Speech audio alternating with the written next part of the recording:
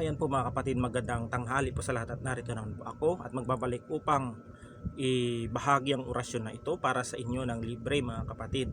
Ang orasyong ito ay upang patnubayan ka at maligtas sa lahat ng panganib.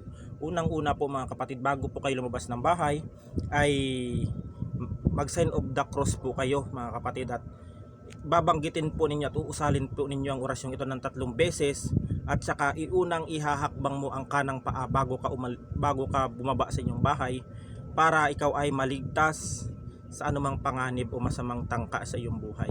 Yan po, at ilalagay ko po ang orasyon na nasa taas na yan. Banggitin po lamang ng nasa isip at iihip po ng 3 beses sa inyong dibdib, at saka hahakbang po ang kanang paa ninyo sa inyong pintuan bago lumakad po kayo ng diretsyo.